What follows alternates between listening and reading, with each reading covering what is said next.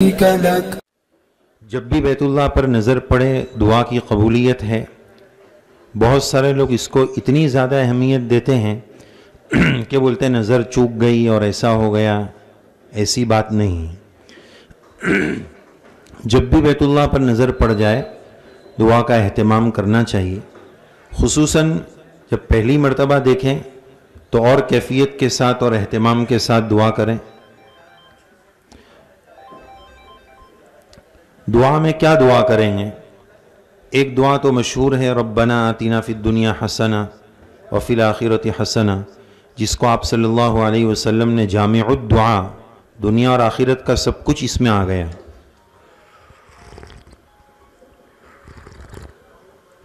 کہ میری کبھی کوئی دعا ریجیکٹ نہ ہو، جب میں جو مانگوں وہ قبول ہو جائے. تو ظاہر ہے کہ اب پہلی نظر پر یہ دعا قبول ہو گئی تو اب پورے سفر میں جو کچھ مانگیں گے وہ سب کچھ انشاءاللہ ملتا چلا جائے گا.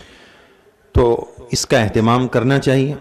اور ایک بات کہ بعض علماء نے لکھا ہے کہ اس سفر میں 3 مقامات ایسے آتے ہیں کہ بندہ کیفیات اور عشق کے ساتھ ان کو ادا کرے تو چند منٹوں میں وہ ولایت کا مقام اور اللہ کا ولی بن سکتا ہے.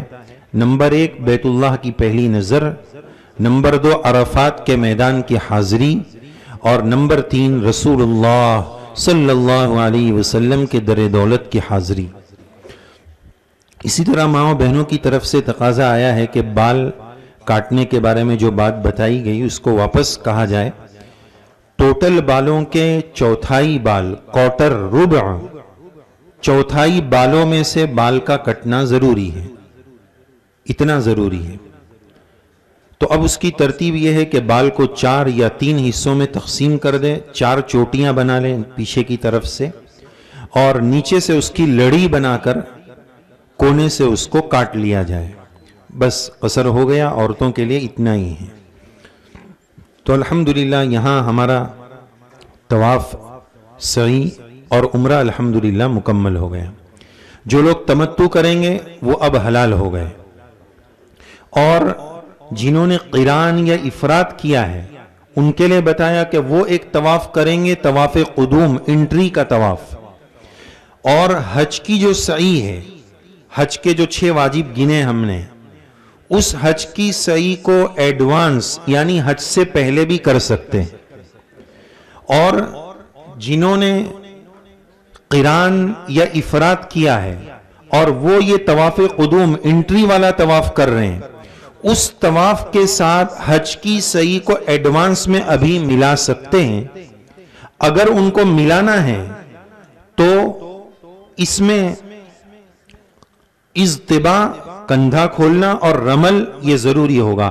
ہر وہ طواف جس کے بعد سعی ہے اس میں یہ 2 کام کرنے ہیں تو اس طواف میں یہ کام کیا جائے.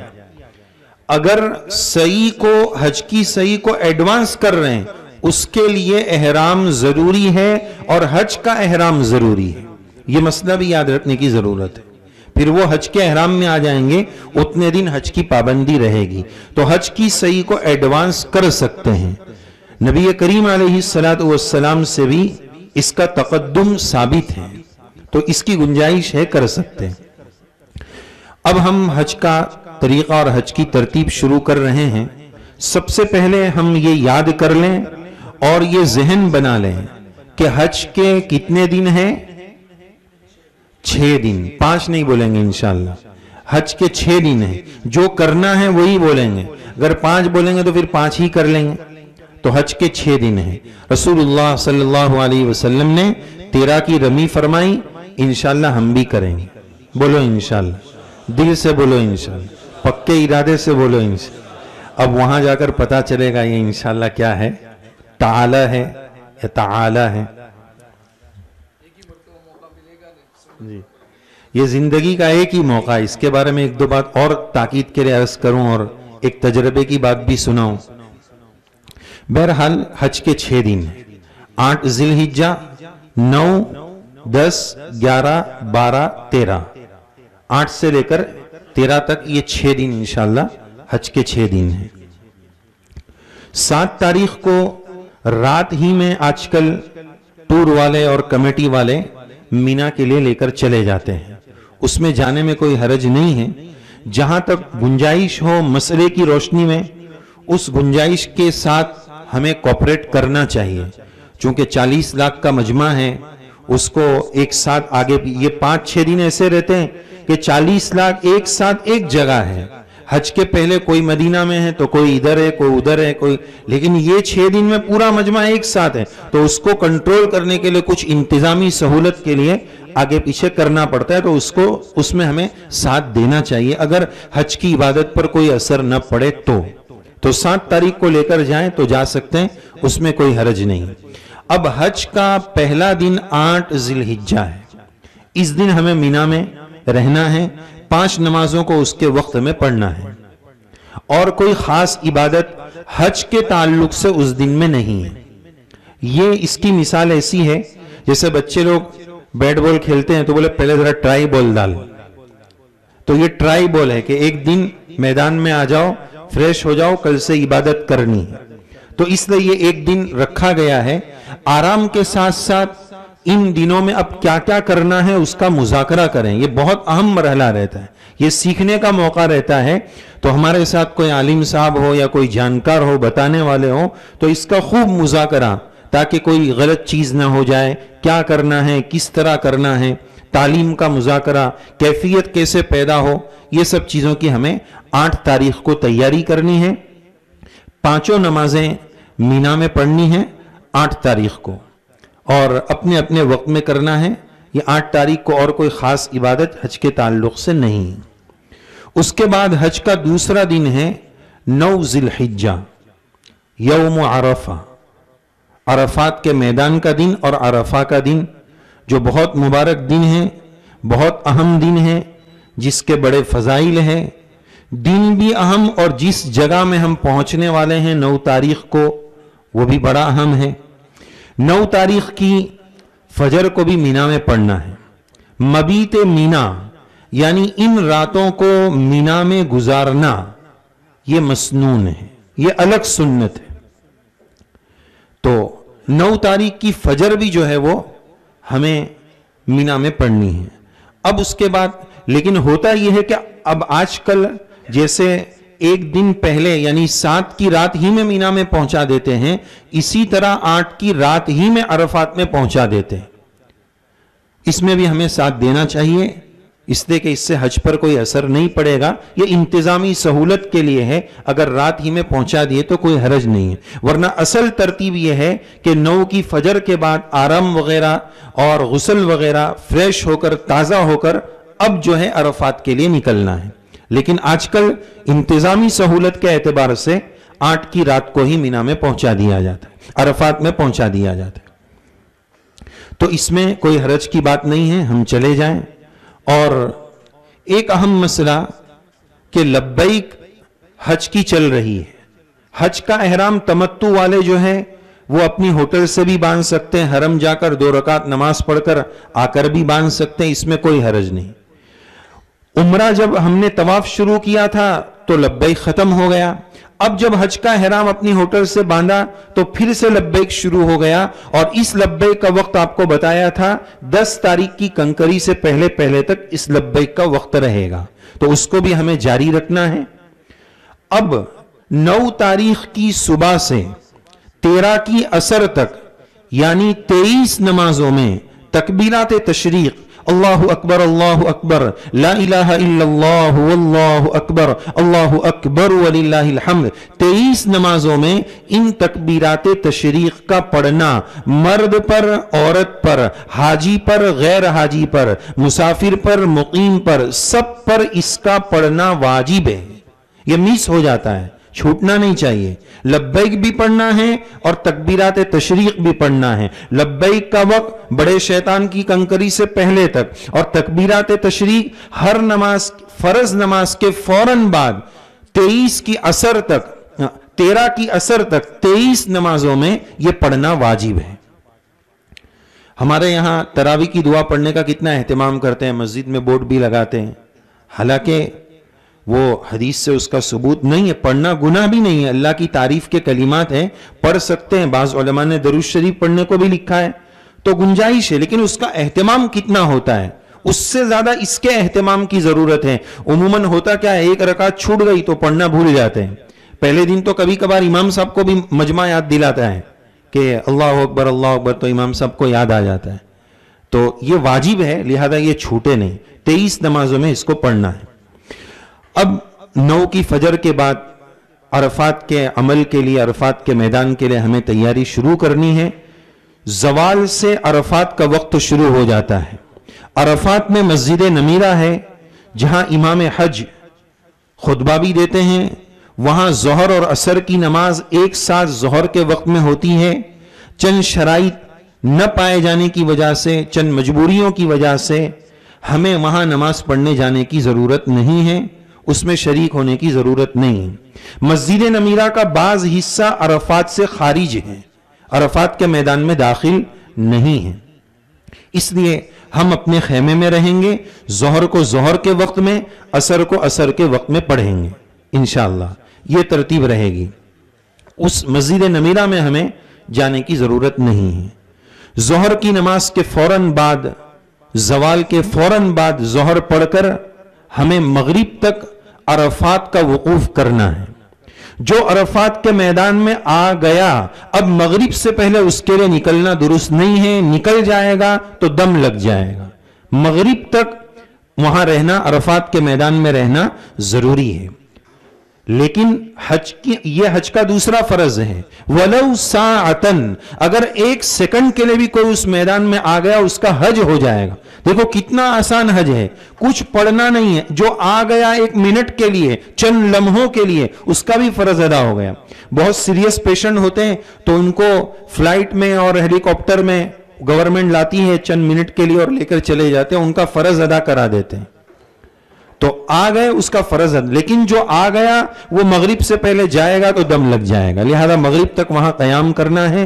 اور یہ بات یاد رکھنی چاہیے کہ پورے حج کی جان اور پورے حج کا خلاصہ یہ آج کا دن ہے، یہ عرفات کا میدان ہے۔ الحج العرفہ، نبی کریم علیہ السلام نے ایک روایت میں فرمایا کہ حج تو اصل عرفات ہی کا نام ہے، لہذا آج کے دن پوری طاقت کے ساتھ، پوری قوت کے ساتھ، پوری الحاح و زاری کے ساتھ، پوری کیفیات کے ساتھ اللہ رب العزت کو منانے کی ضرورت ہے۔ جتنا ہو سکے دعاؤں کا اہتمام، جتنا ہو سکے کھڑے رہ کر دعاؤں کا اہتمام، ہو سکے تو جبل رحمت کے قریب دعاؤں کا اہتمام، ہاتھ اٹھا کر گریہ وزاری کے ساتھ دعاؤں کا اہتمام کریں۔ اس دن کے بارے میں حدیث پاک میں بڑی بشارتیں اور بڑی فضیلتیں آتی ہیں۔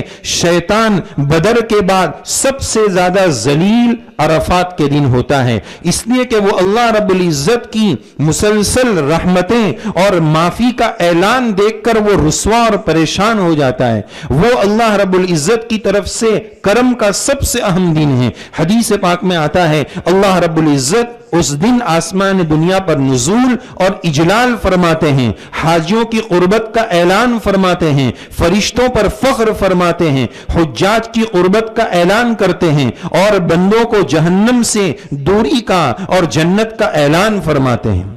تو اس دن پوری کیفیت کے ساتھ، اور بعض کتابوں میں لکھا ہے کہ 100 مرتبہ لا الہ الا اللہ، جس کو چوتھا کلمہ ہم کہتے ہیں، وحدہ لا شریک لہ الملک ولہ الحمد یحیی ویمیت وہو علی کل شیء قدیر، اللہ تعالیٰ کی خوب تعریف کریں۔ یہ چوتھے کلمے میں اللہ تعالیٰ کی خوب تعریف ہے، تو یہ اللہ تعالیٰ کی تعریف کریں۔ 100 مرتبہ چوتھا کلمہ، 100 مرتبہ قل هو اللہ احد سورہ اخلاص، اور 100 مرتبہ استغفار۔ استغفار نہیں بولنے ہیں، استغفار عربی میں اصل لفظ استغفار، بعض ایسا بولتے ہیں کہ استغفار کا بلاسٹ ہو جاتا ہے۔ استغفار 100 مرتبہ استغفار، 100 مرتبہ چوتھا کلمہ، 100 مرتبہ قل هو اللہ شریف، اور 100 مرتبہ درود شریف، اور ہر درود شریف کے اخیر میں وعلینا معہم، وعلینا معہم، ہر درود شریف کے اخیر میں 100 مرتبہ یہ پڑھنا ہے۔ تو 4 چیزوں کا ذکر کتابوں میں ملتا ہے، چوتھا کلمہ 100 مرتبہ، 100 مرتبہ قل هو اللہ شریف، 100 مرتبہ سورہ اخلاص، اور 100 مرتبہ درود شریف اخیر میں وعلینا معہم۔ جتنا ہو سکے جان لگا دے، الحزب العظم پوری پڑھ لیں، مناجات مقبول پڑھ لیں، اجتماعی انفرادی جتنا ہو سکے دعاؤں کا اہتمام کریں۔ بہت مبارک دن ہے، اللہ کی رحمت بہت زیادہ برستی ہے۔ ایک مرتبہ کا واقعہ ہے، عبداللہ ابن مبارک رحمہ اللہ فرماتے ہیں کہ میں ایک مرتبہ عرفات کے میدان میں تھا، سفیان ثوری رحمت اللہ علیہ تشریف فرما تھے، حضرت کا بیان ہو رہا تھا۔ حضرت نے مجمع سے پوچھا کہ آپ لوگ بتاؤ آج کے دن سب سے بڑا بدبخت کون ہے؟ پھر حضرت نے خود بتایا آج کے دن کا سب سے بڑا بدبخت وہ ہوگا جس کو اس بات میں شک ہو کہ میری مغفرت ہوئی کہ نہیں ہوئی۔ جس کو شک ہوگا وہ آج کے دن کا سب سے بڑا بدبخت ہے۔ اندازہ لگاؤ، اللہ والوں نے اپنی ولایت کے نور سے اللہ کی رحمت کو دیکھ کر یہ بات بتائی کہ آج تو معافی ہو کر رہے۔ وہ بہت پیارا دن۔ کسی کے پاس اگر نور بصیرت نہ ہو، وہ گنہگار دل بھی وہاں جا کر محسوس کرتا ہے کہ آج کی کیا نورانیت ہے، آج کے کیا انوارات ہیں۔ اللہ والوں کو تو نظر آتا ہی ہے، گنہگار دلوں کو بھی محسوس ہو جاتا ہے کہ آج اللہ کی رحمت جم جم کے برس رہی ہے، تھم تھم کے برس رہی ہے۔ اس رحمتوں میں نانے کی ضرورت ہے۔ اللہ کے واسطے اس مقام کا ایک سیکنڈ بھی ہم سے ضائع نہ ہو جائے، ایک سیکنڈ بھی غفلت میں نہ گزرے۔ زندگی میں یہ موقع بار بار نہیں آئے گا، زندگی میں یہ چانس بار بار نہیں ملے گا۔ سال کے اس دن کے علاوہ 11 مہینے اور 29 دن اور 28 دن بھی اگر کوئی عرفات کے میدان میں بھی ٹھہرا رہے، اس دن جو ملے گا وہ کسی اور دن نہیں مل سکتا ہے۔ لہذا ایک منٹ بھی ضائع نہ ہو۔ حضرت مولانا عبداللہ کاپودروی رحمہ اللہ نے ایک مرتبہ حج کی کہ مذاکرے میں ایک بات فرمائی تھی، اس عاجز نے اپنے ان سگے کانوں سے سنا ہے۔ حضرت نے فرمایا تھا کہ ہم نے عرفات کے میدان میں اپنی ان آنکھوں سے لوگوں کو دیکھا ہے کہ وہ پتے کھیل رہے تھے، وہ پتے کھیل رہے تھے۔ حضرت نے فرمایا ہم نے ان آنکھوں سے دیکھا ہے۔ اندازہ لگاؤ ایسے ناقدروں سے اللہ کتنا ناراض ہوں گے۔ وہ ہم ٹائم پاس کرنے نہیں جا رہے ہیں، ہم کچھ لینے جا رہے ہیں، وصول کرنے جا رہے ہیں۔ اتنا مال ہم نے لگایا، اتنی قربانی دی ہے، تو وہاں کا ایک منٹ بھی انشاءاللہ ہم ضائع نہیں کریں گے۔ ظہر اپنے وقت میں، عصر اپنے وقت میں۔ فضیل ابن عیاض رحمت اللہ علیہ اسی طرح ایک مرتبہ واعظ فرما رہے تھے۔ انہوں نے حاضرین سے پوچھا کہ اگر یہ اتنا بڑا حجاج کا مجمع کسی امیر کے در پر چلا جائے اور آج کی لینگویج میں 1 روپے کی بھیک مانگ لے تو وہ کیا دینے میں پسو پیش کرے گا؟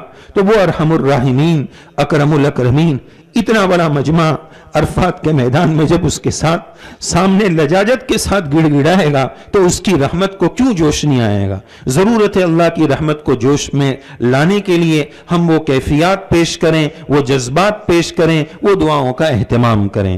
مناجات مقبول حزب العظم جو پڑھ سکتے ہیں وہ ضرور پڑھیں، اس میں بڑی پیاری دعائیں ہیں، نبی کریم علیہ السلام کی سے ثابت شدہ مسنون دعائیں ان کتابوں میں ہیں، اس کا بھی ہم اہتمام کریں۔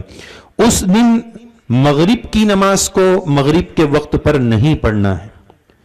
انتظامی اعتبار سے بس میں عصر کے بعد بٹھا دیا جاتا ہے، بس میں بیٹھنے میں کوئی حرج نہیں ہے، عرفات کراس کرنا جائز نہیں ہے، اور مغرب سے پہلے بس عرفات سے کراس ہوتی نہیں ہے۔ لاکھوں بس ہے، ہزاروں بس ہے، وہ کراس نہیں ہوتی ہے۔ تو بہت سارے ساتھی ٹینشن میں آ جاتے ہیں کہ مولانا نے بتایا تھا کہ مغرب سے پہلے نہیں جا سکتے، لوگ نے تو 4 بجے 5 بجے بٹھانا شروع کر دیا، عصر 7 بجے کی ہے، مغرب 7 بجے کی ہے، تو انتظامی سہولت کے اعتبار سے بٹھا دیتے ہیں۔ لیکن تجربہ یہ ہے کہ بس جو ہے عرفات مغرب سے پہلے کراس نہیں کرتی ہے، اس لیے کوئی ٹینشن کی بات نہیں۔ اور اس وجہ سے بھی کہ آج مغرب پڑھنا نہیں، اگر مغرب ہوتی تو بڑا مسئلہ ہو جاتا۔ مغرب کو مغرب کے وقت میں آج نہیں پڑھنا ہے۔ اب یہاں سے مغرب کے بعد، غروب کے بعد ہمیں جانا ہے مزدلفہ کے میدان میں، اور مزدلفہ کے میدان میں پہنچ کر مغرب اور عشاء کی نماز کو عشاء کے وقت میں پڑھنا ہے، جمع کرنا ہے۔ مغرب اور عشاء کی نماز کو عشاء کے وقت میں پڑھنا ہے، اس ترتیب کے ساتھ کہ پہلے اذان ہوگی، پھر اقامت ہوگی، پھر اس کے بعد مغرب کی فرض ہوگی، لبیک اور تکبیرات تشریق ہوگی.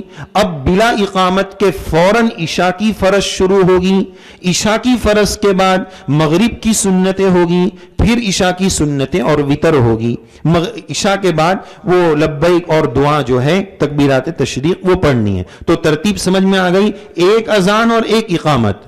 عشاء کے لیے پھر الگ اذان کی ضرورت نہیں, الگ اقامت کی ضرورت نہیں. ایک اذان اور ایک اقامت کے بعد مغرب کی فرض, تکبیرات تشریق لبیک, پھر فوراً عشاء کی فرض, پھر تکبیرات, اور پھر اس کے بعد مغرب کی سنت, پھر عشاء کی سنتیں اور وتر. اس ترتیب کے ساتھ دو نمازوں کو مزدلفہ کے میدان میں عشاء کے وقت میں پڑھنا ضروری ہے, راستے میں نہیں, مزدلفہ پہنچ کر ہی پڑھنا ہے. دیکھیے, حج کی عبادت کا ایک پیغام اور ایک سبق یہ ہے کہ اللہ رب العزت, جو لوگ اپنے آپ کو بہت زیادہ جھنٹل مین سمجھتے ہیں اور شریعت اور دین کو لاجک اور عقل پر پرکھتے ہیں, ان کی عقل پر تماچا مارا جا رہا ہے. سوال یہ ہے کہ کیوں آج مغرب کی نماز مغرب کے وقت میں نہیں پڑھنا ہے؟ دیکھو, جو نماز کے عادی ہوتے ہیں اس دن ان کو عجیب سا فیل ہوتا ہے, ارے یار مغرب ہو گئی, سورج غروب ہو گیا, مغرب کیوں نہیں پڑھ رہے ہیں؟ جو روز کی عادت ہے تو اس دن نہیں پڑھتے تو عجیب سا لگتا ہے کہ آج کیوں نہیں پڑھ رہے. تو بہرحال اس میں لاجک کیا ہے, فلسفہ کیا ہے؟ اللہ رب العزت یہ پیغام دینا چاہتے ہیں کہ اصل ہمارا آرڈر ہے, وقت نماز کا سبب ہے, لیکن سبب بول کر تم اتنے سبب میں پڑ گئے کہ مسبب الاسباب سے غافل ہو گئے. اللہ تعالیٰ یہ بتانا چاہ رہے ہیں, ہم جب کہیں, جو کہیں, جس طرح کہیں وہ تم کو کرنا ہے. آج ہم کہہ رہے ہیں مغرب کو مغرب کے وقت میں مت پڑھو تو مت پڑھو, اصل ہمارا آرڈر ہے. والامر للہ, اصل اللہ کا حکم ہے. اللہ تعالیٰ یہ بات ہمیں پیغام دینا چاہتے ہیں. کہا جا رہا ہے کہ 8 تاریخ ہو گئی, مینا کے میدان میں چلے جاؤ. کیوں اللہ تعالیٰ وہاں حرم شریف میں 1 لاکھ نماز کا ثواب مل رہا ہے, آپ ادھر بھیج رہے ہیں؟ کیوں اللہ تعالیٰ پیغام دے رہے, اپنی عقل ہٹاؤ, ہم جب کہیں, جو کہیں, جس طرح کہیں وہ کرو, اصل ہمارا آرڈر ہے. شیطان کو کنکری مار رہے ہیں, عقل سمجھ میں نہیں آ رہی, بات سمجھ میں نہیں آ رہی ہے, کیا لاجک ہے؟ پتھر سے پتھر کو مارا جا رہا ہے, کس کو لگ رہا ہے, کس کو تکلیف ہو رہی ہے؟ اپنی عقل مت لڑاؤ, ہم جب کہیں, جو کہیں, جس طرح کہیں وہ کرو, اصل ہمارا آرڈر ہے. یہ طبیعت اور یہ مزاج بنایا جا رہا ہے. ورنہ اگر ہر چیز کو عقل پہ پرکھیں گے تو نماز بھی جائے گی, قربانی بھی جائے گی. قربانی پر عقل لگانے والے یہ کہہ رہے ہیں کہ قربانی کے دنوں میں اتنے جانور قربانی کرنا, اس کی کیا ضرورت ہے؟ اس کی کوئی ضرورت نہیں ہے. اور اس میں اتنے جانوروں کی ہتیا بھی ہوتی ہے. اتنا ہی پیسہ اگر کسی ریلیف کمیٹی کو دے دیا جائے, کسی دنیا کے غریب ملک میں دے دیا جائے تو کتنوں کا کام ہو جائے گا. بھائی یہاں تو اپنی عقل مت لڑا. ان دنوں میں اللہ کو احراق دم, خون کا بہنا اور بہانا, جانوروں کی قربانی یہ پسند ہے. اللہ کو جب جو پسند ہے, مسلمان کی شان یہ ہے کہ اس وقت وہ کرے گا.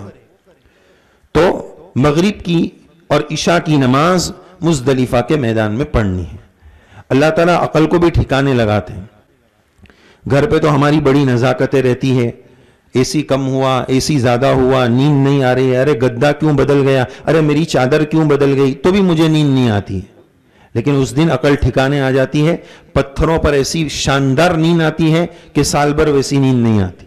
بعض علماء نے لکھا ہے وہ رات شب قدر سے بھی افضل ہے, لہذا اس رات کو بھی عبادت میں گزاریں, تھوڑا آرام بھی کر لیں. اس لیے کہ 10 تاریخ کا جو دن ہے وہ بہت بیزی اور بہت مصروف ترین دن ہے, تھوڑا سا آرام بھی کر لیں.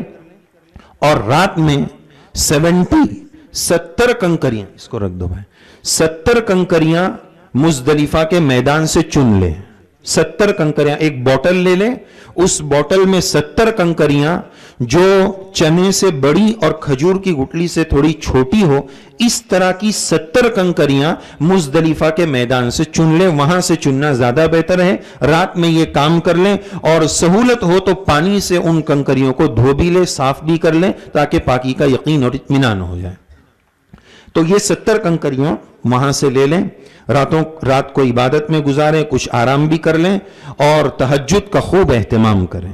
سال بھر تو ہمیں موقع مل نہیں پاتا ہے, نہیں ملتا ہے, یا ہم اپنی کوشش نہیں کر سکتے ان دنوں میں, اور وہاں جا کر بھی تہجد نہیں پڑھیں گے تو پھر زندگی میں کب پڑھیں گے؟ ان دنوں میں, حج کے دنوں میں بھی توفیق نہیں ہوگی تو کب ملے گی؟ لہذا تہجد کے موقع پر اٹھ کر کچھ رکعتیں پڑھ لے، کچھ آنسو بہا لے، اور فجر کی نماز کو اول وقت میں پڑھ لے۔ 10 تاریخ شروع ہو گئی، 2 دن ہو گئے، 8 ہو گیا، 9 ہو گیا، 10 تاریخ شروع ہو گئی۔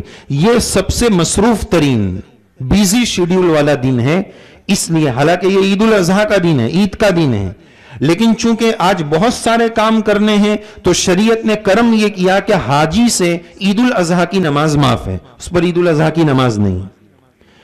فجر کی نماز شروع وقت سے لے کر اخیر وقت تک، صبح صادق سے لے کر طلوع تک، 10 تاریخ کو پہلا کام، حج کا پہلا واجب مزدلفہ کے میدان میں ٹھہرنا، یہ 10 تاریخ کا پہلا کام ہے۔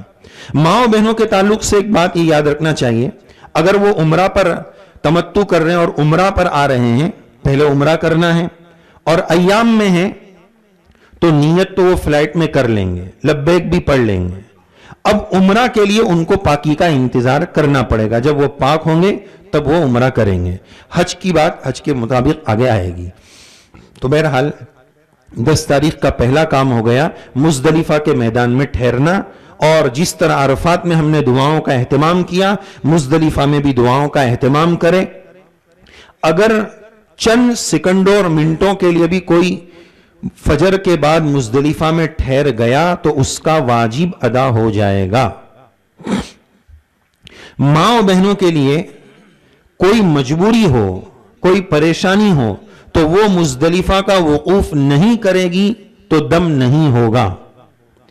مثلا 9 کی رات کو عرفات سے وہ مینا چلی جائیں یا حرم چلی جائیں اور صبح صادق کے بعد طواف زیارت کر لیں تو کر سکتی ہیں، دم نہیں ہوگا۔ مثال کے طور پر اگر کسی کو یہ خطرہ ہے کہ ایام آنے والے ہیں، طواف زیارت کا مسئلہ ہے، تو یہ اگر مزدلفہ کا وقوف چھوڑ دے گی تو چھوڑ سکتی ہے، دم نہیں ہے، وہ ماں بہن جا کر پہلے طواف زیارت کر سکتی ہے۔ طواف زیارت کا وقت 10 کی فجر سے 12 کی مغرب تک ہے، چونکہ وقت ہو چکا ہے تو وہ طواف زیارت کر سکتی ہے۔ تو 10 تاریخ کا پہلا کام ہو گیا مزدلفہ کے میدان میں ٹھہرنا۔ چند منٹ کے لیے ٹھہریں گے تو بھی وجوب ادا ہو جائے گا، لیکن بہتر یہ ہے کہ صبح صادق کا انتظار کریں۔ اب اس کے بعد بڑے شیطان کی کنکری کے لیے وہاں سے روانہ ہونا ہے۔ 10 تاریخ کا دوسرا کام بڑے شیطان کی کنکری ہے۔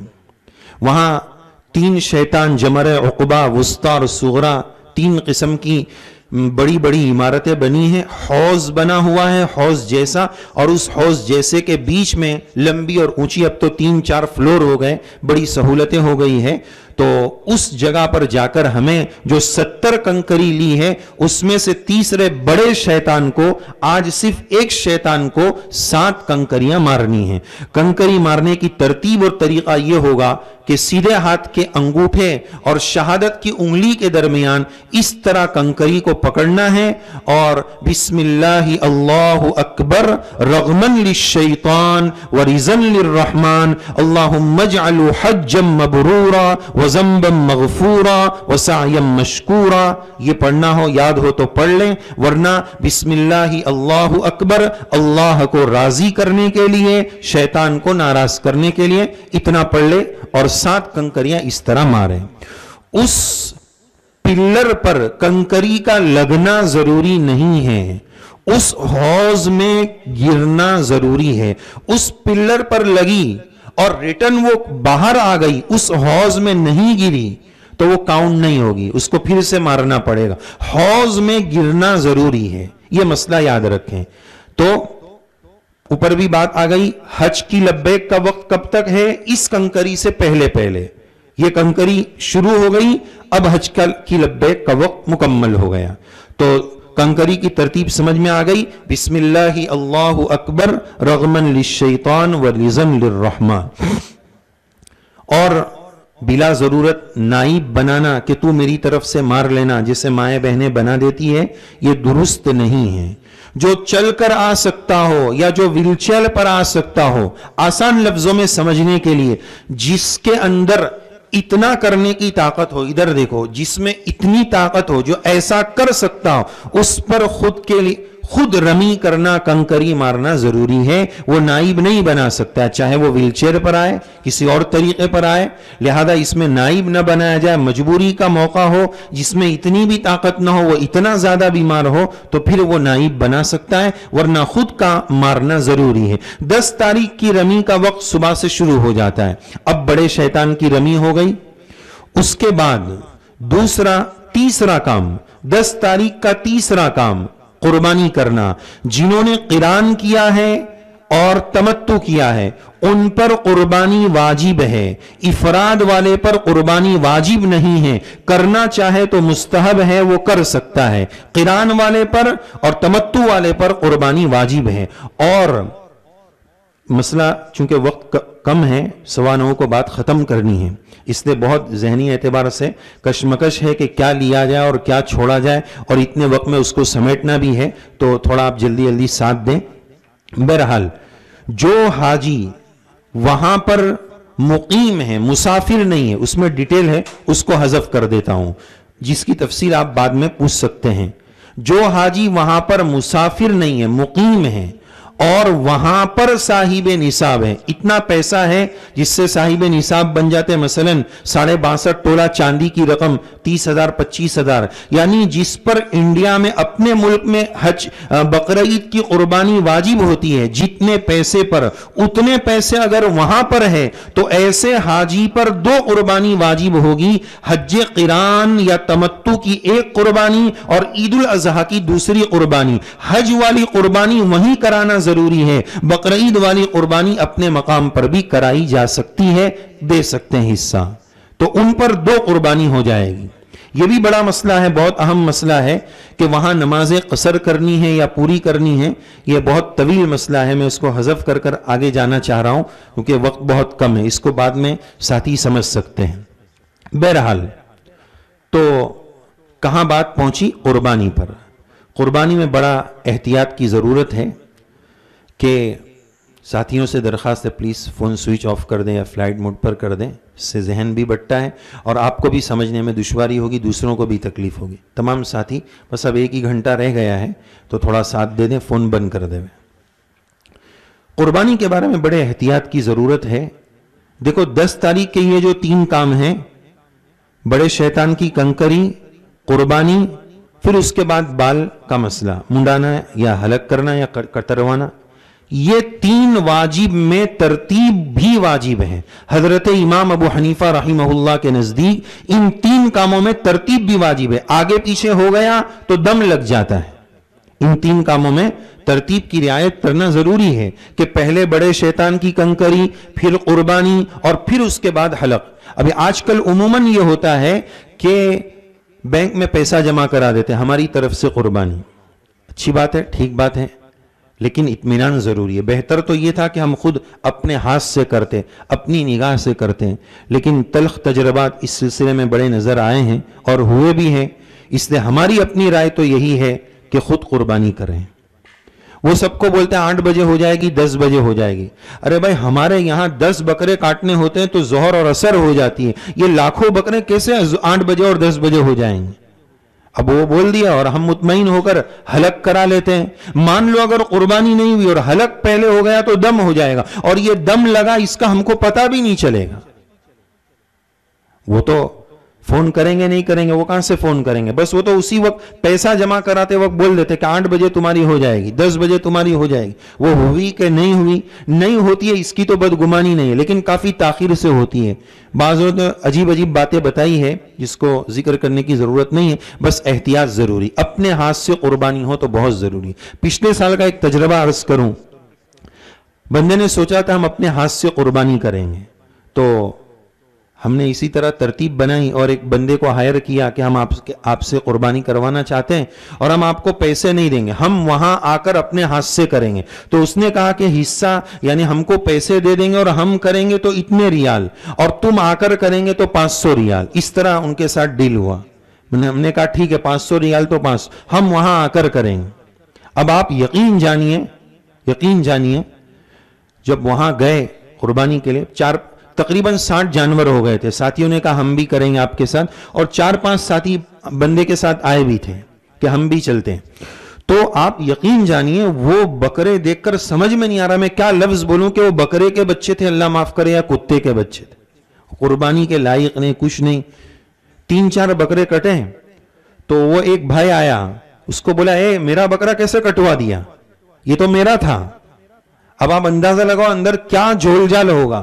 کان پکڑے اور کہا کہ بس اب 5 کے بعد ہمیں نہیں کرنا ہے.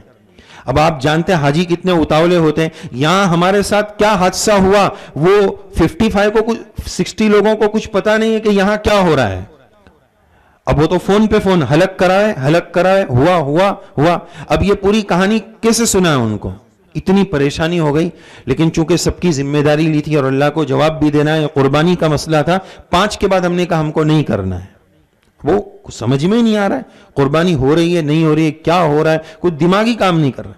پھر بڑی مشکل سے بہت ڈھونڈ ڈھانڈ کر تقریباً 4 بجے کے آس پاس ایک بندہ اچھا مل گیا اور اس سے کم ریٹ میں اچھے جانور مل گئے. لیکن جو پریشانی ہوئی حجاج کی طرف سے, کیا ہوا, اور 5 ساتھی تھے, مغرب ہوتے ہوتے 5 کی 100% بیٹری گئی, ادھر سے فون ادھر سے. اب لیکن تھوڑا سا سمجھنا چاہیے کوئی پریشانی ہوئی ہوگی, لیکن اللہ کا شکر یہ کہ مغرب کے اللہ اکبر سے پہلے 65 پورے ہو گئے الحمدللہ. تو یہ ایک تجربہ ہے, اب فیصلہ آپ کو کرنا ہے. تھوڑی سی قربانی لگتی ہے, کچھ ایسی جگہ ہے, کاکیہ نام کی جگہ ہے, تھوڑا سا دور ہے, وہ اچھی ہول سیل بڑی مارکیٹ ہے, وہاں پر بھی قربانی کا اچھا انتظام ہوتا ہے. اور بھی اس سلسلے کی کچھ تجربے کی بات ہے. لیکن بکرا جب لینے جائے تو وہاں ایسا رسی باندھ کر دیتے کہ یہ آپ کا بکرا. 12 ساتھیوں نے 12 لوگوں کے بکرے لیے, ان کے 8 بکرے, یہ 8 کے 12 اس میں چلے گئے, 8 ادھر آ گئے, کون سا کام مکس اپ ہو گیا کچھ پتا نہیں چلے گا. اس لیے بہت احتیاط کے ساتھ, بہت توجہ کے ساتھ اپنے بکرے کا انتظام کرنا ہے اور اہتمام کرنا ہے. ہو سکے تو اپنے ہاتھ سے قربانی کریں, اس کی ایک ترتیب ہے. تو بہرحال یہ قربانی کا مسئلہ ہو گیا. 10 تاریخ کے کتنے کام ہو گئے؟ صبح میں مزدلفہ کا وقوف, بڑے شیطان کی کنکری, قربانی ہو گئی. قربانی کے بارے میں مسئلہ آ گیا کہ حاجی پر کتنی قربانی واجب ہے. اگر وہ مسافر ہے تو 1 ہی, اور مقیم ہے صاحب نصاب ہے تو 2. اب 10 تاریخ کا چوتھا کام, بال منڈانا یا بال کتروانا. تفصیل جو عمرہ میں تھی وہی یہاں پر بھی رہے گی, ماں و بہنوں کی بھی وہی ترتیب رہے گی. اچھا, ان تمام کاموں کے لیے, کنکری کے لیے, عرفات کے لیے, مزدلفہ کے لیے, ماں و بہنوں کے لیے پاکی شرط نہیں ہے.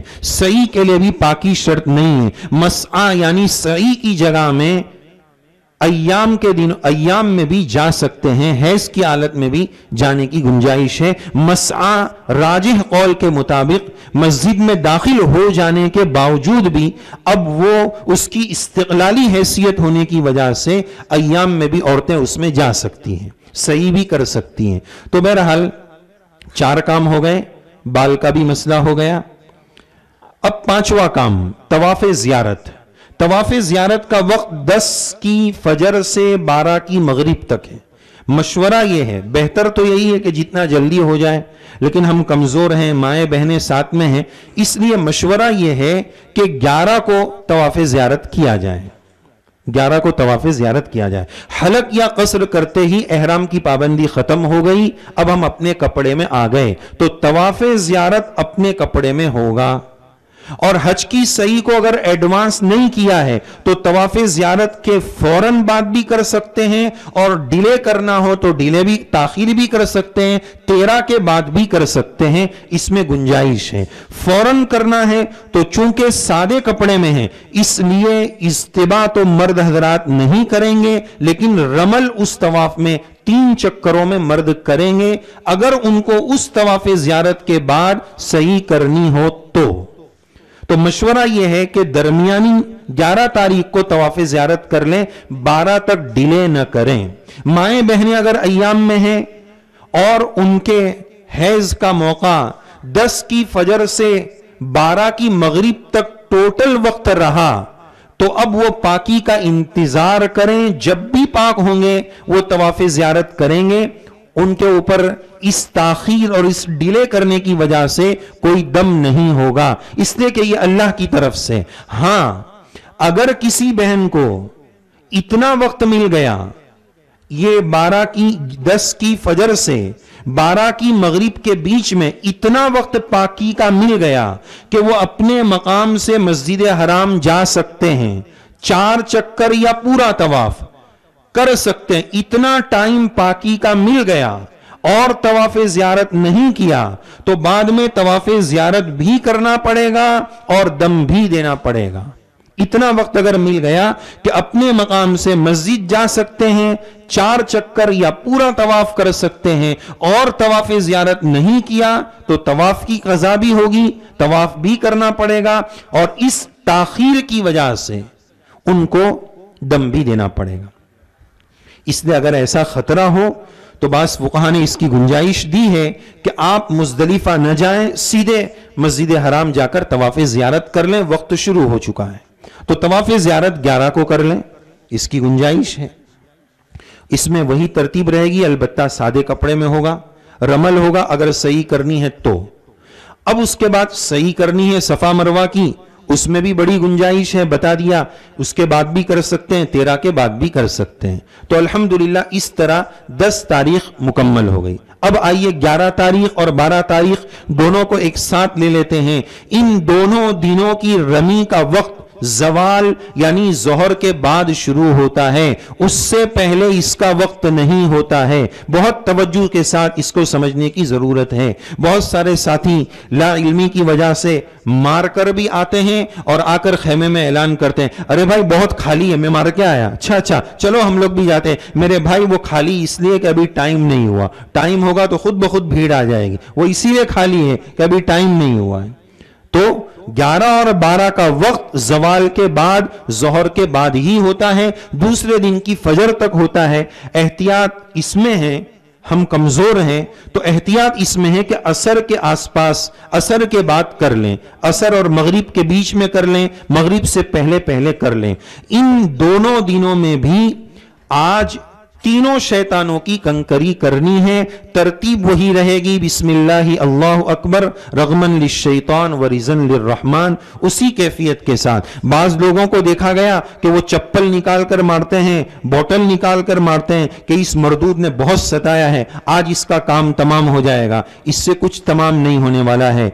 अल्लाह वाले फरमाते हैं कि ये कंकरी अगरचे बहुत छोटी है लेकिन इत्तिबाए सुन्नत का पावर इसमें इतना ज्यादा है कि ये बंदूक की गोली का काम करती है।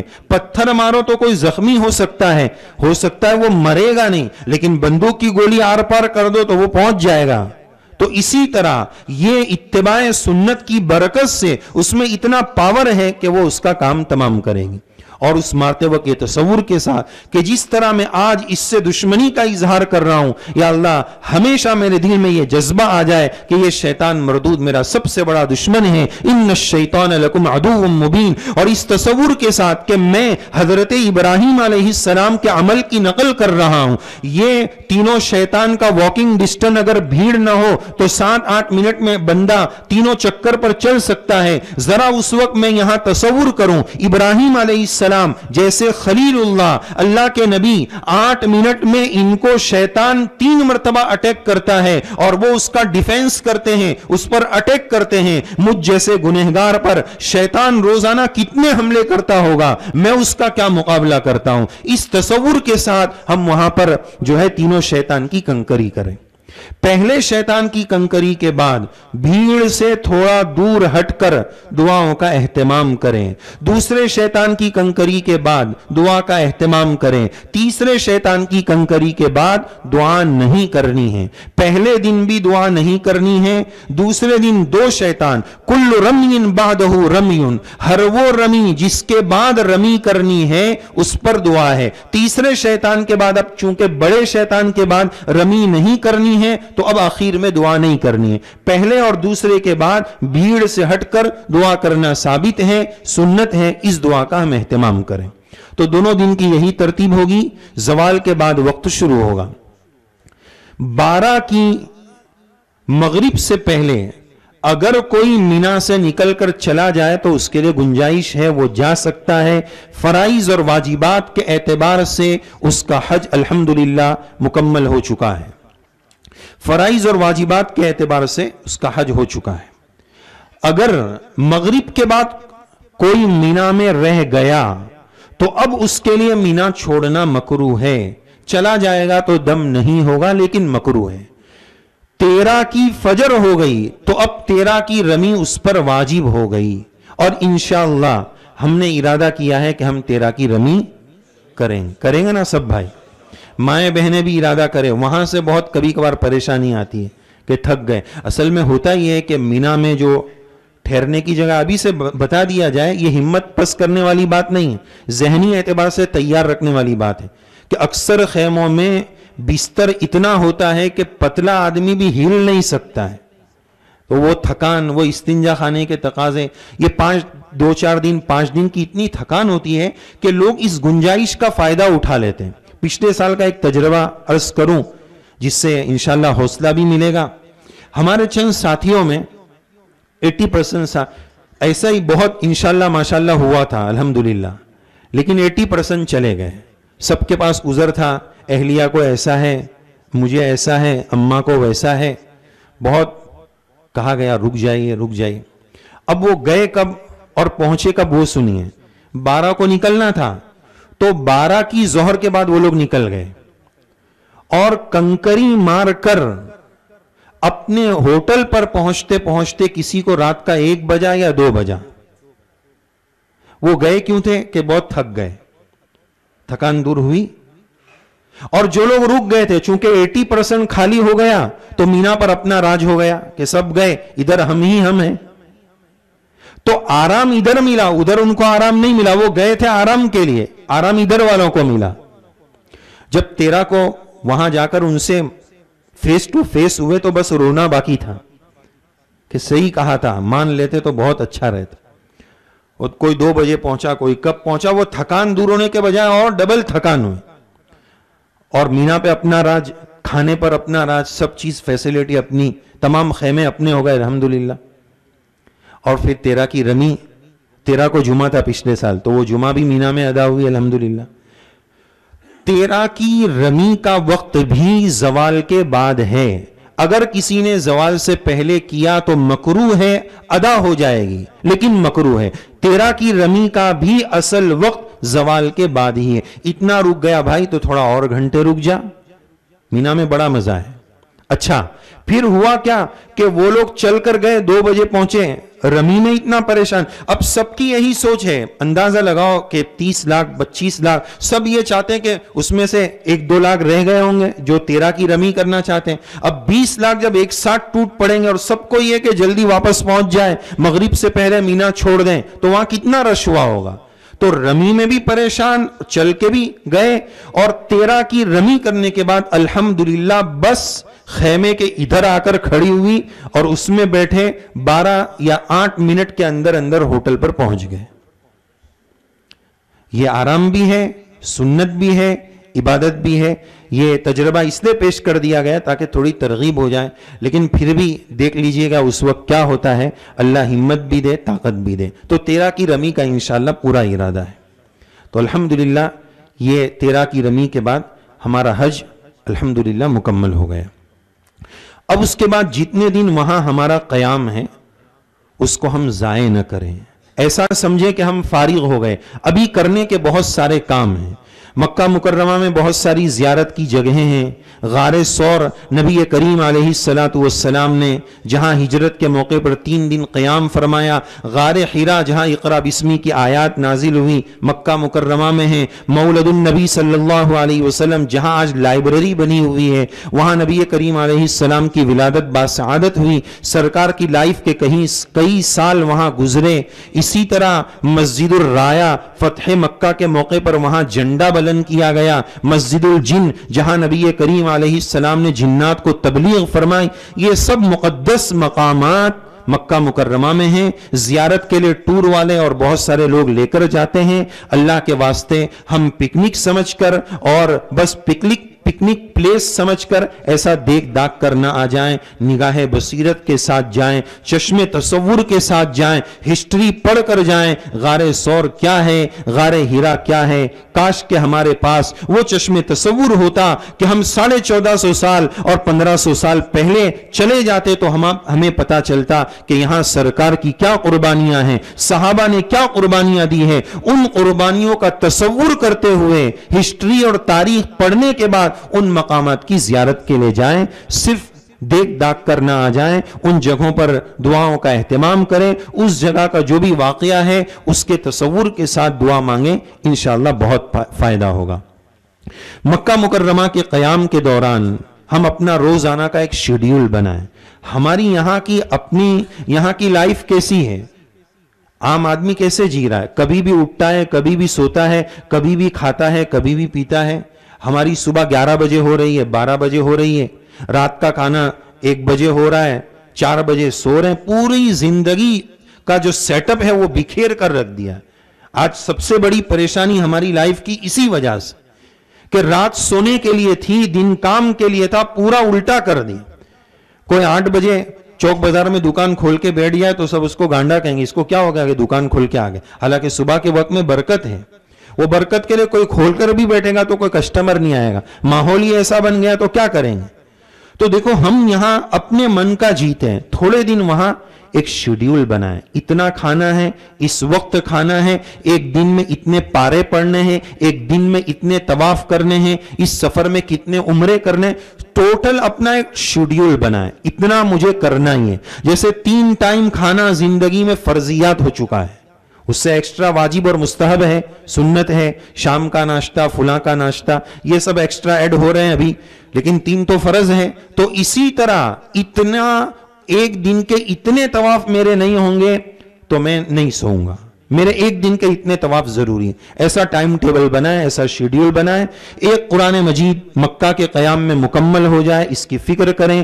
تہجد، چاشت، اوابین، جس کی اللہ توفیق دے، صلاۃ التسبیح جس کی اللہ توفیق عنایت فرما دے، اس سرزمین پر جتنا کرنے مل جائے اتنا کم ہے، اس کا ہم اہتمام کریں، وقت ضائع نہ کریں۔ اور آگے ایک بہت بڑا اور بہت مبارک سفر آ رہا ہے، بہت بڑے دربار میں ہم جا رہے ہیں، اس بڑی سرکار کے بڑے دربار میں جانے کے لیے بڑا ہدیہ لے کر جانا ہے، تو ایک 10,000 درود شریف اور ایک قرآن مجید کا ہدیہ سرکار کی خدمت میں ہمیں لے کر جانا ہے۔ مکہ مکرمہ کے قیام کے دوران کچھ ضروری مسائل ہیں جس کی طرف توجہ دلانا ضروری ہے۔ ایک تو یہ ہے کہ امام سے آگے ہم نہ ہو جائیں۔ مثال کے طور پر یہ بیت اللہ کے چاروں کونے ہیں، تو حج کے دنوں میں یا بعض دنوں میں ایسا دیکھا گیا کہ امام صاحب بہت پیچھے نماز پڑھاتے ہیں، جہاں وہ اذان دینے کا جو پہلے اذان ہوتی تھی اور تراویح بھی وہیں ہوتی ہے آج کل رمضان میں، وہاں سے کبھی کبھار امام صاحب نماز پڑھاتے ہیں۔ پہلے اس کا اہتمام ہوتا تھا کہ یہ جو 4 کونے ہیں تو امام صاحب اس کونے پر ہیں، ادھر پیچھے کی طرف، اس سمت میں امام صاحب کے آگے جتنے لوگ کھڑے ہوں گے کسی کی نماز نہیں ہوگی۔ ادھر چمٹ کر اور سٹ کر ادھر یہ تینوں کونے والوں کی نماز ہو جائے گی۔ اس سمت پر امام صاحب جس سمت میں ہیں اس سے آگے جتنے لوگ ہوں گے ان کی نماز نہیں ہوگی۔ پہلے روکا جاتا تھا، وہاں نماز نہیں پڑھنے دی جاتی تھی، اب اس کا نظام ختم ہو چکا ہے، لہذا بہت احتیاط کے ساتھ۔ نماز جنازہ میں تو یہ مسئلہ بہت ہوتا ہے، امام صاحب نماز جنازہ فرسٹ فلور سے پڑھاتے ہیں، سال بھر وہ تو جگہ فکس ہے، وہ بدلتی نہیں ہے، یہ 5 نمازوں کی جگہ کبھی کبھار چینج ہوتی رہتی ہے۔ تو ایک بہت بڑا مجمع امام صاحب کے آگے ہوتا ہے، نماز نہیں ہوگی۔ نماز جنازہ چونکہ فرض کفایہ ہے تو فرض کفایہ تو ادا ہو جائے گا، چونکہ چند لوگ ادھر بھی پڑھ رہے ہیں تو وہ ادا ہو جائے گا، لیکن فرض نماز تو ہر ایک پر فرض ہے تو اس کی نماز نہیں ہوگی۔ اس سے پہلے سے چیک کر لیں کہ امام صاحب آج کل کہاں نماز پڑھا رہے ہیں، میں امام صاحب سے آگے نہ ہو جاؤں، اس کا خیال رکھیں۔ ایک اور مسئلہ جس کو بندے نے نوٹ کیا ہے، آج کل اذان، جمعہ کی جو اذان ہے وہ زوال سے پونے گھنٹے 1 گھنٹہ پہلے ہو جاتی ہے، تو ہمارے ساتھی اس اذان کے فوراً بعد سنت پڑھتے ہیں، صحیح نہیں ہے، ابھی وقت ہوا نہیں، سنت کیسے پڑھ رہے ہیں؟ حنبلی مسلک میں، وہاں حنبلی مسلک چلتا ہے، اس میں گنجائش ہے، تو وہ درست نہیں ہے۔ اور بعض لوگ کیا کرتے ہیں کہ جیسے ہی زوال ہوتا ہے، ظہر کا وقت شروع ہوتا ہے، امام صاحب السلام علیکم فرما کر خطبے کے لیے بیٹھ جاتے ہیں، خطبے کی اذان شروع ہو جاتی ہے۔ اذا خرج الامام فلا صلاۃ ولا کلام، جب امام خطبے کے لیے نکل جائے تو اب بات چیت کرنا بھی منع ہے، چپ کرانا بھی منع ہے اور نماز بھی منع ہے. تو کچھ لوگ اس وقت سنت پڑھتے ہیں, وہ بھی غلط یہ بھی غلط. اب سنت کا موقع 2 رکعت فرض کی سنت کے بعد پڑھیں تو زیادہ بہتر ہے. اب سنت شروع میں نہیں پڑھ سکتے, وقت ہی نہیں ہے. جو لوگ شروع میں پڑھ رہے ہیں وقت نہیں ہوا اس لیے درست نہیں. دوسرے وقت تو ہو چکا ہے لیکن خطبہ شروع ہو چکا ہے, امام نکل چکے ہیں, اب سنت نہیں پڑھ سکتے تو وہ بعد میں پڑھی جائے گی. اسی طرح ماؤں بہنوں کے لیے ایک مسئلہ ہے کہ کبھی کبھار حیض کی وجہ سے اور ایام کی وجہ سے بڑی پریشانیاں بھی پیش آتی ہے کہ طواف زیارت باقی ہے اور ریٹرن آنے کے دن بہت کم بچے ہیں, اس میں خطرہ ہو جاتا ہے. تو حیض روکنے کی دوا استعمال کرنا یہ ایک مسئلہ ہے. مسئلے کے اعتبار سے جائز ہے, گنجائش ہے, اجازت ہے, لیکن بہت سارے لوگ اس کو بلا ضرورت کے بھی یوز کرتے ہیں.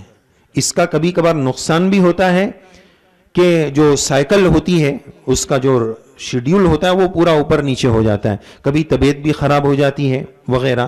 تو مجبوری ہے تو الگ بات ہے, لیکن بلا مجبوری کے اس دوائی کو استعمال نہ کیا جائے. اور بعض خواتین کی طرف سے یہ بات آئی کہ ایام شروع ہو گئے, اب وہ روکنے کی دوائی کھاتے ہیں, اب نہیں چلے گا. دوائی کھانے سے رک بھی گیا تو بھی وہ حیض کے دن مانے جائیں گے. اب تو شروع ہو چکا ہے مسئلہ, تو یہ مسئلہ خیال رکھا جائے. استعمال کر سکتے ہیں, بلا ضرورت کے اس کو استعمال نہ کیا جائے. اسی طرح عمرہ میں تو بات آ گئی کہ ایام ہو حیض ہو تو انتظار کرنا پڑے گا. حج میں صرف طواف زیارت کا مسئلہ ہے کہ اس میں پاکی شرط ہے, اس کی تفصیل آپ کو بتا دی گئی. 4 چکر یا طواف کے جتنا پاکی کا وقت اس پورے وقت میں مل گیا اور نہیں کیا تو دم. اس پورے وقت میں اتنا وقت بھی نہیں ملا تو جب بعد میں جلدی سے پاکی کے بعد فوراً کر لیں, کوئی دم نہیں ہے. اسی طرح ایک مسئلہ کہ بہت سارے لوگ طائف جاتے ہیں, جانا چاہیے, بہت اچھی بات ہے, لیکن یاد رکھنا چاہیے طائف میقات کے باہر ہے. جب بھی میقات کراس کر کے آئیں گے 2 شرطیں ہیں, میقات سے آنا اور مکہ آنا. کوئی یہاں سے مدینہ جا رہا ہے تو وہ میقات کراس کرتا ہے, یلملم مکہ جانا ہو یا مدینہ جانا ہو دونوں صورت میں آتا ہے. لیکن یہاں سے جو ڈائریکٹ مدینہ جا رہے ہیں ان کے لیے احرام ضروری نہیں ہے.